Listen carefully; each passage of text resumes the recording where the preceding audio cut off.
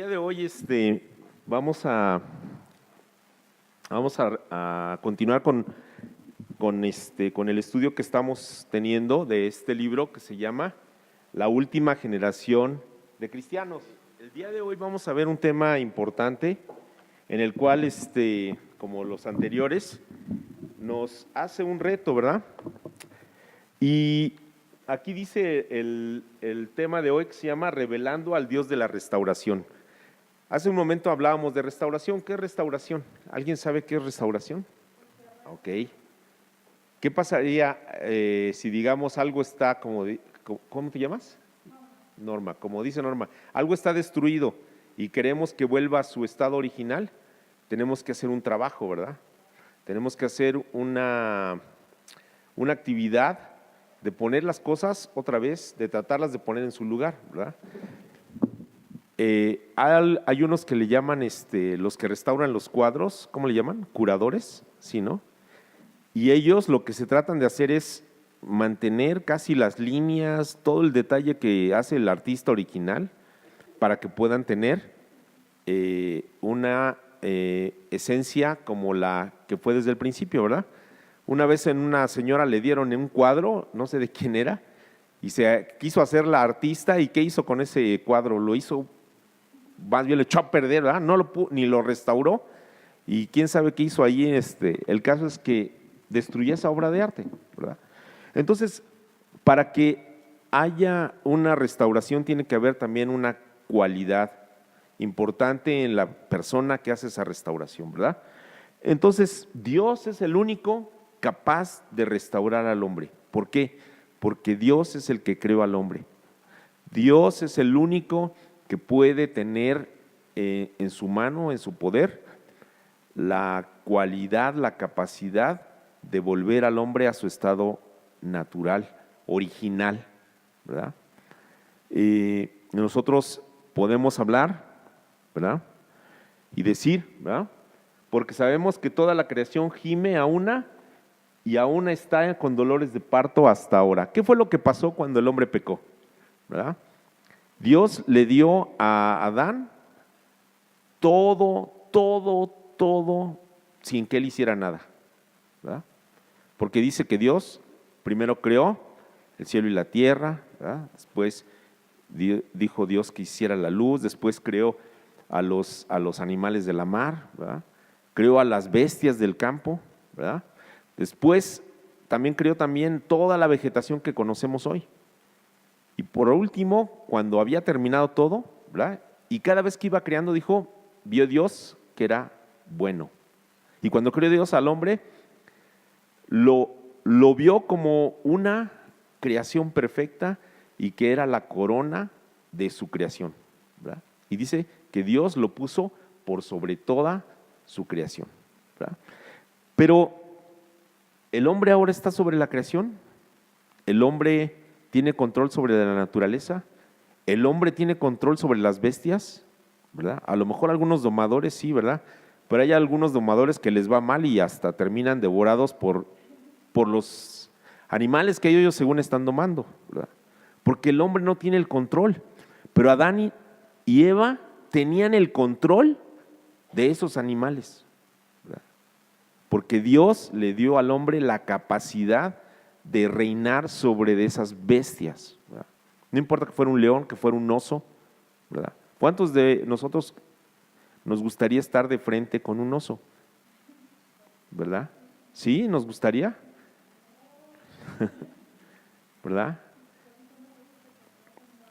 Ok, ¿verdad? Bueno, y si no tuviéramos fe, bueno, pues tendríamos que tener unas buenas piernas para correr y escaparnos, ¿verdad? Bueno, entonces, ¿qué es lo que quiere Dios ahora? Que nosotros entendamos que la generación que estamos viviendo hoy, el tiempo que estamos viviendo hoy, es el último de los tiempos, ¿verdad? Quizás, a lo mejor a mí no, pero a lo mejor a ustedes sí, les va a tocar ver, ¿verdad? O a lo mejor también a mí, la venida del Señor Jesucristo, y que no mueran, que sean transformados, ¿verdad? Y eso es una verdad. Pero nosotros, cuando estamos en la iglesia, tenemos que estar conscientes de que eso es la verdad, ¿sí? Y quizás podemos ser de diferentes edades, ¿verdad? A ver, ¿quiénes son baby boomers? Yo soy baby boomer. ¿verdad? Ahí Lidia y yo somos baby boomers. ¿verdad? Y después vienen otros que les dicen la generación X, ¿verdad? Después vienen los millennials y después viene la generación Z, ¿verdad? ¿Cuántos de aquí son de la generación Z? Los que nacieron del año 2000 para acá, ¿verdad? Bueno, Allison es Z, ¿verdad? ¿Quién más? ¿Tú? ¿No? ¿Tú, Sam? ¿No? ¿Quién más? Bueno, esas son la generación Z. Entonces, si se dan cuenta, vean, ahí vamos a ver muchas cosas que nosotros como generación de los que nos dicen baby boomers, ¿verdad? Nosotros no teníamos la tecnología que ahora ustedes tienen, ¿verdad? ¿Qué teníamos nosotros? El teléfono de disco, ¿verdad? ¿Cuántos conocen los teléfonos de disco? ¿Sí? Bueno. Pues esa era nuestra tecnología, ¿verdad? Cuando hacían el contrato de Telmex, pasaban 6 meses para que le fueran a conectar o 1 año para que le fueran a conectar un teléfono, ¿verdad? Y cuando llegaba era lo máximo porque podía uno hablar por teléfono, ¿verdad? Yo me acuerdo que acompañaba a una de mis primas y a unos de mis primos, cuando tenían que hacer llamadas de larga distancia, uno tenía que ir al centro, ahí por donde está Artículo 123, ahí en la colonia, en la calle Victoria, ahí estaban una oficina de Telmex que era para larga distancia. Si ustedes querían hacer larga distancia fuera de México, tenían que ir ahí. Y ahí se venían en una casetita para hablar por teléfono. Pero si nosotros vamos viendo el tema de la tecnología, ¿verdad? Los que después son la generación X, pues ya como que ya empezaban a sentir que tenían algo más de tecnología, ¿verdad? Tenían una computadora. Yo me acuerdo cuando trabajaba aquí a la compañía de Eric, cuando entré, pues es una compañía de tecnología. Y yo me acuerdo cuando entré, por 4 personas teníamos una computadora, una 286 monocromática, ¿sí? Y ya todo el mundo nos peleaba. El día que nos sentábamos ahí a teclearle, ya nos sentíamos realizados. Pero fíjense, nosotros todavía somos medio lentos, ¿verdad? Dice que nosotros somos reflexivos y lentos, ¿verdad? Después, pero nos gusta también el orden y la estructura. Si nos vamos a los más jóvenes, que son ustedes, ¿verdad? Ahí algunos que son millennials, ¿verdad? Y otros que son de la generación Z. ¿Qué es lo que usan más? Ya son más relacionados a dispositivos electrónicos, ¿verdad? Las redes sociales, todo lo que son los videojuegos, ¿verdad? El juego en línea, ya ustedes lo ven como algo natural, ¿verdad? Nosotros ya no lo vemos como algo tan que nos identificábamos. Por ejemplo, yo no confío a veces en las transacciones por internet y seguramente ustedes pues no les es problema a lo mejor hacer una compra en línea. No les es ningún problema a lo mejor entrar en Amazon y solicitar un producto, ¿verdad? ¿Por qué? Porque ustedes ya viven con eso, ¿sí? Entonces, lo que estamos diciendo es que lo que estamos enfrentando el día de hoy es que toda este grupo de personas que estamos aquí, ¿verdad?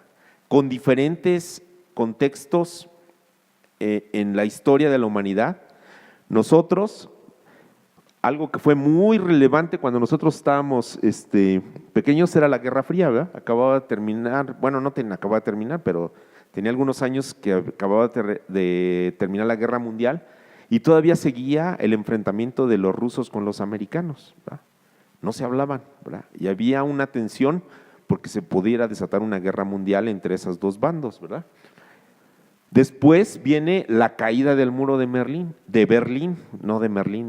Berlín, ¿verdad? Que esto fue la derrota del comunismo y del socialismo, ¿verdad? Y entonces todos esos países se convirtieron en países capitalistas, ¿verdad? Ahora vemos a Rusia. Rusia es un país increíblemente desarrollado, ¿verdad? A lo mejor muchos pues no hemos tenido la oportunidad de ir, ¿verdad? Pero es un país interesante. ¿Y qué otra cosa vemos aquí? Las personas que nacieron entre los 80s y los 90s, ¿verdad? Empezaron a ver la globalización, ¿verdad? Que empezaron a ver cómo empresas transnacionales empezaban a llegar a México y los mismos mexicanos podían ir a trabajar en otros países fuera de México. Y ahora, los más chicos, ¿verdad? ¿Qué es lo que viven? Un problema de qué? De deterioro, ¿verdad? En la naturaleza. ¿A poco no? Ahorita que venían, ¿no les llegó un olor así como el ambiente como que huele feo? El ambiente huele feo, ¿verdad? ¿Por qué? Así es, ¿verdad? Si ustedes van a la Ciudad de México, aunque vayan a Polanco, ahí donde está Plaza Carso, que es la colonia que hizo el señor Slim, si ustedes van, huele feo, porque el drenaje no alcanza para tanta gente que vive ahí, ¿verdad? Huele feo, ¿verdad? Entonces, hoy lo que los jóvenes van a experimentar, y todos los que ahora estamos aquí, estamos experimentando eso. ¿Pero por qué? Porque hay un deterioro en la creación, ¿verdad? Y ese deterioro se ha convertido en algo que fue causado por el pecado, ¿verdad? Dios, después de que el hombre pecó, dijo que el hombre moriría por ese pecado. Quizás Adán, cuando vio que Eva no se murió cuando se comió el fruto prohibido, ¿verdad? Ha de haber pensado que a lo mejor no iba a pasar nada. Pero cuando se lo comió, Dios le dijo que él no había obedecido, ¿verdad? Entonces, la muerte pasó a todos los hombres, ¿verdad? Así es, ¿verdad? Entonces, el pecado nos trae ¿qué? La muerte, la consecuencia. Entonces, Dios ve que la muerte, ¿verdad?, es una parte de deterioro en la vida del hombre, ¿verdad? Porque el hombre se enferma, ¿verdad? Llega a una edad en la cual pues el hombre ya no tiene fuerzas, ¿sí? Y termina muriendo. ¿Por qué? Porque esa es la consecuencia del pecado. Pero Dios no quiere que el hombre mantenga esa cualidad de muerte, porque es algo que Dios no tuvo en su plan desde el principio para el hombre. Pero, ¿qué podemos hacer? ¿Dios quiere restaurarnos? ¿Dios quiere restaurar al hombre? Sí. Y por eso Dios ha puesto su palabra y ha puesto la vida de su Hijo para que nosotros seamos restaurados y levantados en esto. Sin embargo, pues ahora, ¿qué es lo que sucede? ¿Verdad? Puede ver que hay muchas verdades de las personas, cada quien tiene su verdad, ¿sí? Cada quien tiene su forma de pensar y también tiene cada quien su forma de creer en un Dios, ¿verdad? Y ahí tenemos un montón de filosofías, ¿verdad? El dogmatismo, el empirismo, el escepticismo, el pragmatismo, el hedonismo, el criticismo, el racionalismo, ¿verdad? Y ahí súmenle más. Yo no puse todas, pero esas son algunas, ¿verdad? Y si nosotros vamos en la religión, también hay un menú inmenso, ¿verdad? Eso es lo que el hombre ahora tiene como caminos para encontrar a Dios. Pero como dice la Biblia, todos los caminos al hombre le parecen buenos, ¿verdad? Pero al final son muerte. Entonces, jóvenes, ¿qué es lo que nosotros tenemos que pensar en esta época? Cada uno de ustedes ha tenido la oportunidad de tener un desarrollo, ¿verdad? Bien o mal, sus padres han tenido a bien a lo mejor proporcionarles cierta facilidad para que puedan estudiar, ¿verdad? En mi generación, ¿verdad, Lidia? ¿Cuántos habremos terminado la escuela? Muy pocos, ¿verdad? Porque ahí pues, no había opciones, ¿verdad? Y había que trabajar a veces porque ya no alcanzaba. Pero muchos de los generación Z y de los millennials son hijos de los baby boomers, ¿verdad? Y los baby boomers, aunque somos lentos, ¿verdad?, pero sabemos que tenemos que hacer un esfuerzo. Pero los jóvenes, que ahora son ustedes, tienen en sus manos una oportunidad, ¿verdad?, de llevar un mensaje importante, la verdad del Evangelio. ¿Saben una cosa? Nadie puede asegurar que es la verdad, ¿sí? Jesucristo fue el único que dijo: yo soy el camino y la verdad y la vida. Es el único. Si ustedes ven lo que dice Mahoma, si ustedes ven lo que dice Buda, si ustedes ven lo que cualquier filósofo diga, ninguno de ellos se ha atrevido a decir que es la verdad. Ninguno. Aunque lean todos sus libros, ¿cómo se llama?, sus teorías, ninguno se ha atrevido a decir que es la verdad.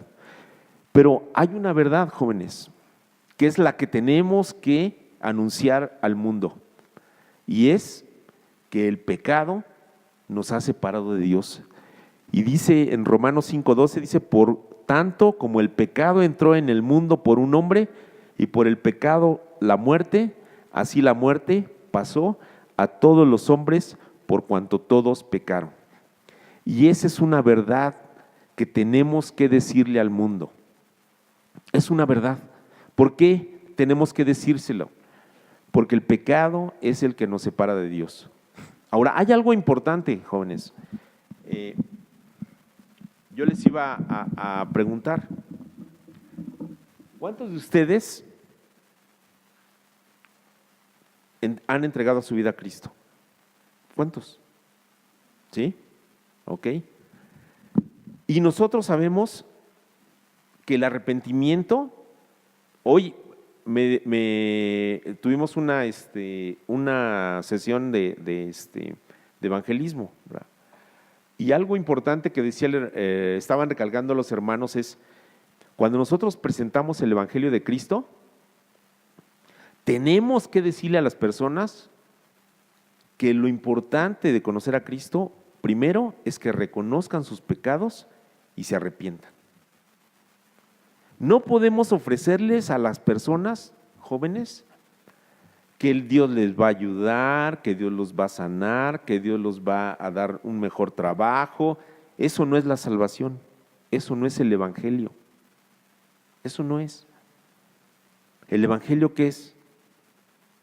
Así que por cuanto los hijos participaron de carne y sangre, Él también participó de lo mismo, para destruir por medio de la muerte al que tenía el imperio de la muerte, esto es, al diablo. Jesucristo tuvo que morir por los pecados de los hombres para que nosotros pudiéramos tener salvación. Nosotros tenemos que entender que el mensaje de Jesucristo es revelarle al hombre que está en pecado y que necesita salvación. Y para poder alcanzar salvación tiene que arrepentirse de ese pecado. Hay algo importante que tenemos que saber nosotros. ¿Ven? ¿Alcanzan a ver esa línea anaranjada al final? ¿Sí? ¿Sí la alcanzan a ver? Bueno, todo lo que está atrás, eso ya pasó, ¿verdad? Es la historia de Israel, ¿verdad?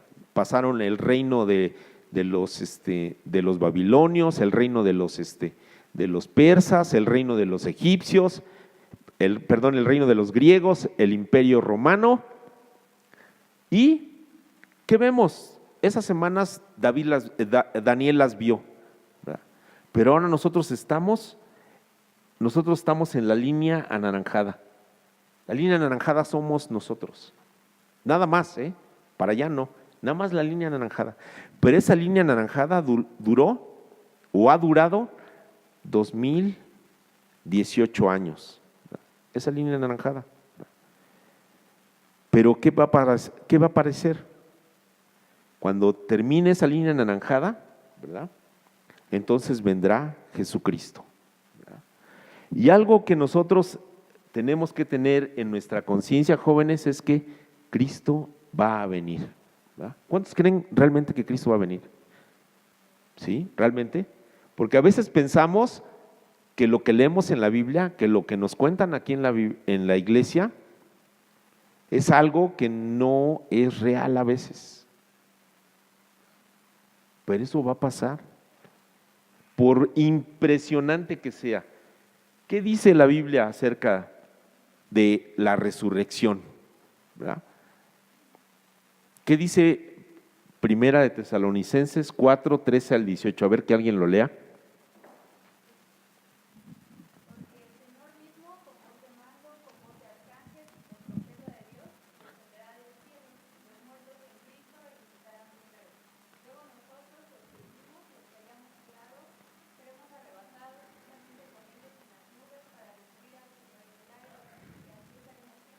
Ajá.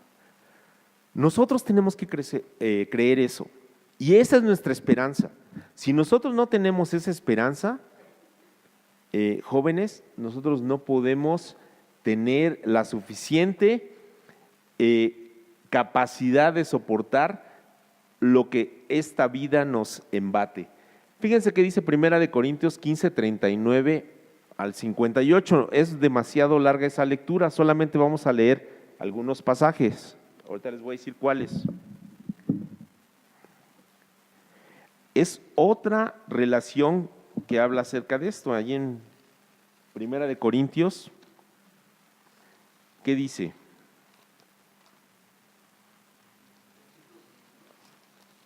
Versículo 39, 15, 39.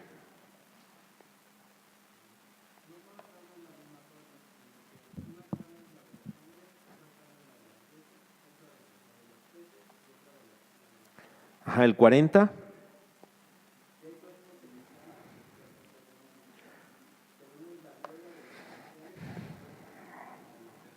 Ok, ahora vamos a ver qué es lo que dice el versículo 53 al 55.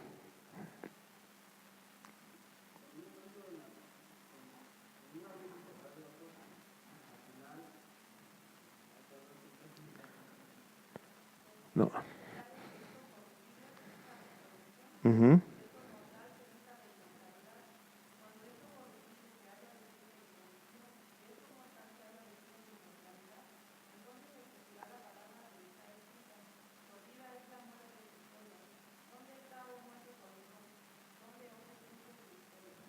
Ujú.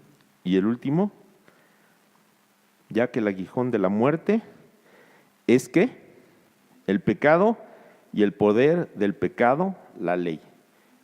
Bueno, fíjense, algo interesante, jóvenes. Hoy hay muchas teorías con respecto a las cosas espirituales, ¿verdad? Ahora la gente se siente más espiritual y lo escuchamos en la radio. ¿Quién ha escuchado a Toño Esquinca? ¿Quién lo ha escuchado? ¿Sí? ¿Y qué opinan de lo que dice? ¿Qué opinan? Ajá, ¿verdad? Él habla mucho de los ángeles, él habla mucho de los números, él hace sus, ¿cómo le llama? Sus mantras, ¿verdad? Pone sus mantras ahí como a las 8 de la mañana, y yo les digo porque cuando iba en el carro, a las 8 exactamente ponía su mantra, ¿verdad? Y entonces ellos hacen una serie de especulaciones sobre de lo que sucede en la vida del hombre con una influencia de los ángeles. Pero ¿qué dice la Biblia acerca de los ángeles? Que son siervos de Dios. Y esos siervos se mueven cuando nosotros también oramos y pedimos al Señor. Los ángeles se mueven para hacer la voluntad ¿de quién? De Dios. Entonces, no podemos estar pensando en que eso es la verdad. No podemos pensar en que eso es una realidad. ¿Sí? Pero la Biblia nos habla de una realidad perfecta, que es que Cristo murió por nosotros. Cristo puede salvarnos si nosotros nos arrepentimos y creemos en su nombre. Y por último, que ese mismo Cristo que murió por nosotros y que resucitó por nosotros, vendrá por nosotros y nos transformará, nos vivificará, ¿verdad? Yo no sé cómo vaya a ser nuestro cuerpo, pero lo que sí les puedo decir es que ese cuerpo dice que será transformado. Hoy en día, bueno, nosotros en 1969, el presidente Kennedy dijo que habían llegado a la luna los americanos, ¿verdad? Yo lo que no sé es, hoy llegaron los chinos, ¿verdad? Los chinos ya mandaron una nave y ya hicieron, del lado oscuro de la luna, enviaron como una sonda, ¿verdad? Y ellos ya tienen allí ubicado un artefacto que manda información o que les sirve para hacer una observación sobre el espacio. Pero jóvenes, hay algo interesante cuando Jesucristo dice que Él vendrá. Él va a restaurar muchas cosas, va a restaurar la naturaleza, va a restaurar los ríos, porque dice que en la gran tribulación que veíamos hace un momento, dice que la contaminación, dice que cubrirá la tercera parte del planeta, ¿verdad? Y provocará que la gente se muera. La tercera parte de la gente se morirá a causa de que el agua está contaminada. Kevin me estaba diciendo en la semana que ya está la primera ciudad que no tiene agua, que es Ciudad del Cabo, ahí en Sudáfrica. Ya no tienen agua, ¿verdad? Ahora la van a tener que extraer quizás del océano, ¿verdad? Van a tener que desalinizarla, potabilizarla y después meterla a las tuberías porque ya no hay agua de los ríos. Ya no hay. Y si hay, yo creo que ha de estar contaminada. Bueno, eso pasará. Y después dice que después en esa gran tribulación, después vendrá una hambruna y se morirá otra parte de la población del mundo. Y después vendrá una guerra y se morirá otra vez la tercera parte del mundo. Imagínense, va a ser un proceso de extinción casi de la raza humana. Pero la iglesia habrá partido con el Señor. Y después cuando venga esa iglesia con el Señor, Jesucristo restablecerá no solamente la naturaleza, no solamente el orden de las naciones, sino dice que Él dice que establecerá la nueva Jerusalén, ¿verdad?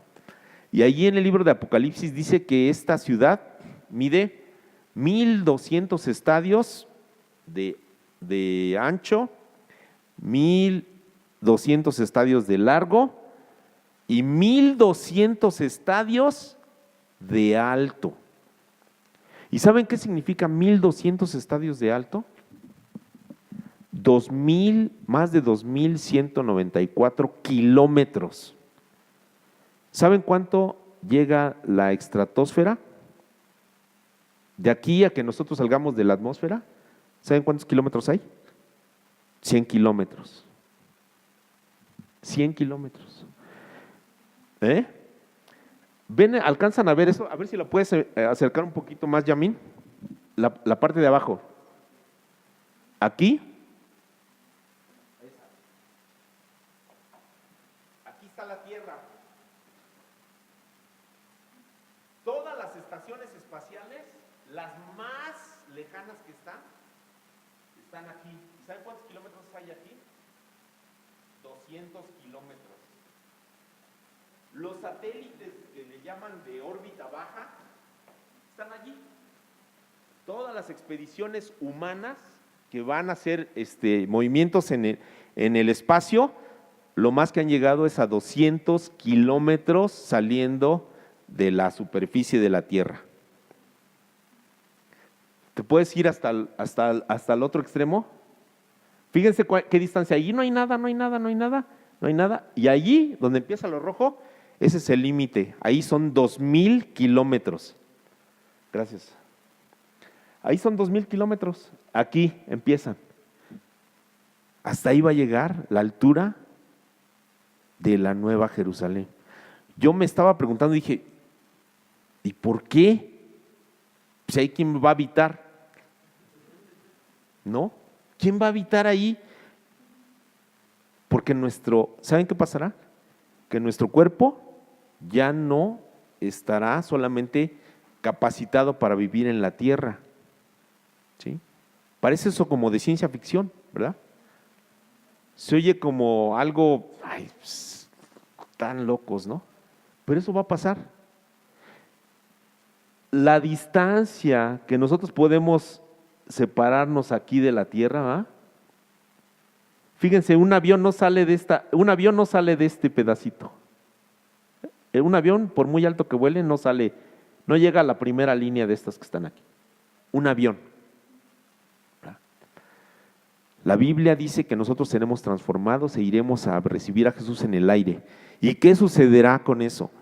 Que esa transformación, esa restauración, hará que el hombre tenga la capacidad original que tenía en su cuerpo, en su mente y en su físico. Porque, ¿qué leíamos hace un momento? Hay cuerpos, ¿qué?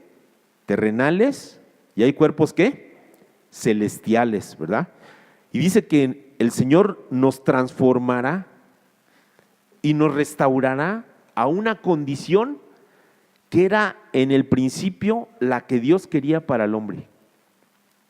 Y nosotros tendremos la capacidad de,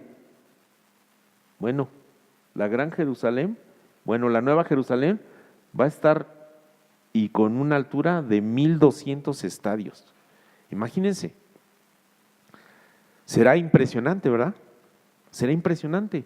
Entonces, algo que nosotros vemos, jóvenes, es que después de que pase el periodo del milenio, entonces también Dios restaurará todas las cosas, porque ahí sí ya no habrá pecado, porque dice que cuando se acabe el milenio, Satanás volverá a ser liberado, pero después será juzgado por Dios y destruido y lanzado al lago de fuego, y junto con él irá también el falso profeta y la muerte. Y entonces, en ese momento, cuando estemos en cielos nuevos y tierra nueva, como dice Apocalipsis, ya no habrá ni llanto, ni tristeza, ni dolor, ni cansancio, ni muerte. Ya no habrá muerte. Ya no habrá muerte. ¿Por qué? Porque Dios habrá restaurado las cosas. ¿Qué entonces Dios quiere que nosotros entendamos, jóvenes?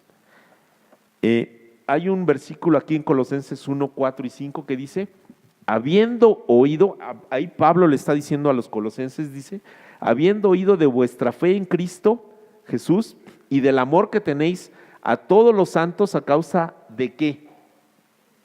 De la esperanza. ¿Cuál es nuestra esperanza, jóvenes? De ser restaurados, de ser arrebatados con Cristo, de ser una creación nueva y eterna con Cristo. Dice que os está guardada en los cielos, de la cual ya habéis oído por la palabra verdadera del Evangelio. Hay algo que nosotros tenemos que ver. La iglesia ha sido la entidad en la cual Dios ha provisto para que cada uno de nosotros crezcamos, seamos edificados, seamos restaurados por Dios en esta tierra. Y nosotros tenemos que tenerla como un refugio, como lo que cantábamos hace un momento. Aquí tenemos que ser formados, aquí tenemos que ser enseñados, aquí tenemos que ser animados, aquí tenemos que ser cuidados. Ustedes como jóvenes van a enfrentar muchas más cosas que nosotros los viejos. Y con esa facilidad que el diablo tiene de confundirnos, ¿verdad? Vamos nosotros a entrar en una guerra espiritual, ¿verdad? Y ahí dice que esta guerra espiritual es porque Satanás tiene dominado este mundo. Dice que sabemos que somos de Dios y el mundo entero está bajo ¿qué? El maligno. El planeta, jóvenes, todas las ideologías, el mundo, las filosofías están dominadas por el maligno. Y después dice algo, porque no tenemos lucha contra sangre ni carne, sino contra principados, potestades, ¿qué? contra los gobernadores de las tinieblas de este siglo, contra jueces espirituales de maldad en las regiones celestes. Esa es una guerra espiritual, ¿verdad? Por lo cual, oh amados, estando en espera de estas cosas, procurad con diligencia, ¿qué? Ser hallados en Él o por Él, sin mancha e irreprensibles. Y después, porque todo lo que es nacido de Dios vence al mundo. Y esta es la victoria que ha vencido al mundo. Es nuestra fe. ¿Quién es el que vence al mundo sino el que cree que Jesús es el Hijo de Dios? Entonces, en esta guerra espiritual tenemos ahí varias cosas. Tenemos un mundo que es prisionero. Tenemos un enemigo que es Satanás y sus huestes. Tenemos una firmeza en la batalla porque Cristo nos ha dicho que Él estará con nosotros, ¿verdad? Y podemos aguantar hasta que Él venga. Y por último, tenemos una esperanza que es la que nos sostiene. Esa esperanza es de que Cristo ha prometido darnos la victoria cuando Él venga. Y por último, la juventud de hoy puede estar confundida en sus o por muchos conceptos de la cultura actual.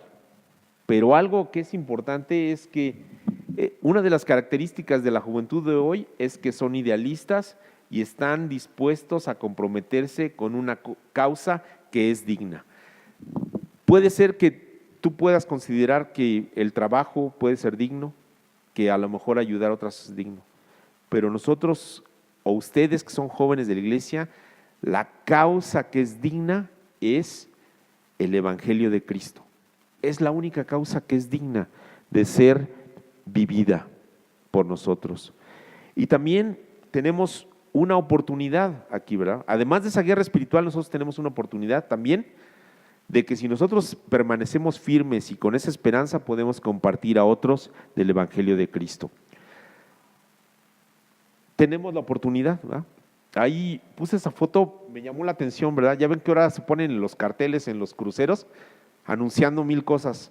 Pues es una buena idea, se me hizo una buena idea, ¿verdad? Jesús te ama, ¿verdad?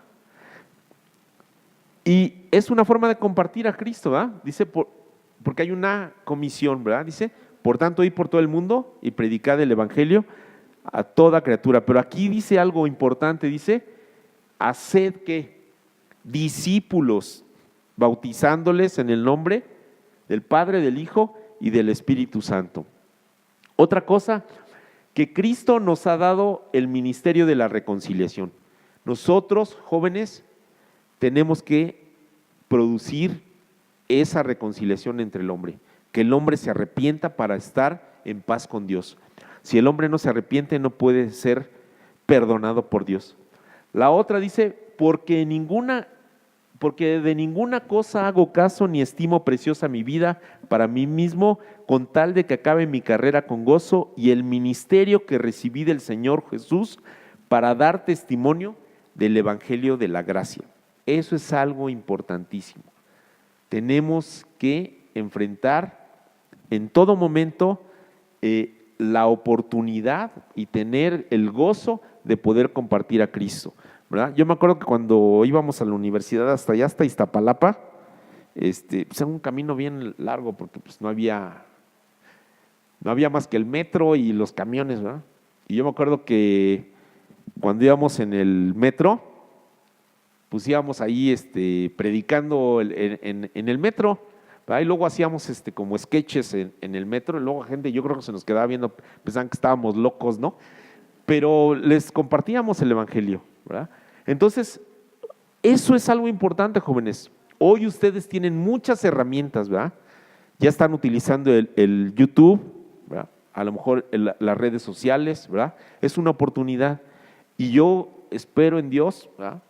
Como decías en la mañana, Lucy, que muchos de ustedes se integren, ¿verdad? Para que podamos poner contenidos valiosos, ¿verdad? Que puedan servir para que la gente conozca de Cristo. Dice, pues tengo por cierto que las aflicciones del tiempo presente no son comparables con la gloria venidera que en nosotros ha de manifestarse. Y no solo ella, sino que gemimos dentro de nosotros mismos esperando la adopción, la redención ¿de qué? De nuestro cuerpo, ¿verdad? Este cuerpo que se cansa, que se destruye, que se deteriora, Cristo lo va a cambiar y el Señor nos va a dar algo maravilloso, ¿verdad? Entonces, jóvenes, en nuestra reproducción espiritual, ¿verdad?, tenemos una misión, tenemos una representación de que Cristo nos hace embajadores de Él para reconciliar a las personas con Cristo, y también nos da una actitud y conciencia en la cual no importa la situación en que nos encontremos, nosotros con gozo tenemos que predicar el Evangelio. Y por último, el Señor, cuando nosotros cumplimos nuestra labor, ¿verdad?, el Señor nos da una recompensa, ¿verdad? Porque dice que nada de lo que podamos sufrir aquí, presentando a Cristo como del Evangelio de Cristo, será superior a la recompensa que recibiremos, ¿verdad? Entonces, creo que algo que nosotros tenemos que ver es que el mejor uso de la vida es emplearla en algo que sobreviva, ¿verdad? Y eso lo decía William James, que está ahí en el libro que estamos leyendo, y algo que va a sobrevivir, lo único que va a sobrevivir es la verdad de Cristo, la palabra de Dios, porque dice, los cielos y la tierra pasarán, pero mi palabra no pasará. Entonces, jóvenes, tenemos un reto, ¿verdad?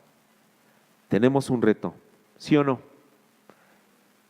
Tenemos que llevar a más jóvenes a Cristo, ¿verdad? Y yo estoy contento porque creo que ustedes han hecho una labor importante, y creo que el Señor nos llevará a otras cosas mejores, ¿verdad? El Señor siempre nos permite que vayamos creciendo, ¿verdad? Y cada uno de ustedes, jóvenes, ¿verdad?, no importa que tú te sientas que no puedes, el Señor te va a dar la capacidad, el Señor te va a dar las herramientas. Si tú eres de Cristo, el Señor Jesucristo te va a capacitar, porque el Señor es el Señor de la mies, ¿verdad? Vamos a orar y vamos a decirle al Señor que Él nos ayude, ¿verdad?, en este año que empieza y que tenemos la oportunidad de servir en su camino, en su evangelio, en su iglesia y en este mundo también. Señor, en esta tarde estamos delante de tu presencia, Señor. Yo te doy gracias por este grupo de jóvenes que se encuentra aquí. Señor, tú les has dado la oportunidad de conocerte, Señor. Quizás ellos han enfrentado muchas situaciones adversas, Señor, quizás de tentación, quizás de tropiezo, quizás de desánimo, pero Padre Celestial, yo te pido que en todo momento tu palabra sea suficiente para ellos, Señor. Que ellos puedan encontrar en tus palabras, Señor, el oportuno socorro, que puedan encontrar la respuesta a sus preguntas, Señor. Que puedan encontrar en Cristo y en tu Espíritu Santo, Señor, el poder para poder caminar la vida cristiana, Señor. Yo te pido por cada uno de ellos y por de los que no están, Señor. Te pedimos que tú los traigas, Señor. Que nosotros podamos hacer un instrumento tuyo para poder acercarlos a ti y que puedan reconciliarse contigo. También ayúdanos a traer jóvenes nuevos, Señor, que puedan escuchar tu palabra y que puedan identificar en Cristo la única oportunidad de salvación para sus vidas. Te lo pedimos por Cristo Jesús. Amén. Que Dios les bendiga.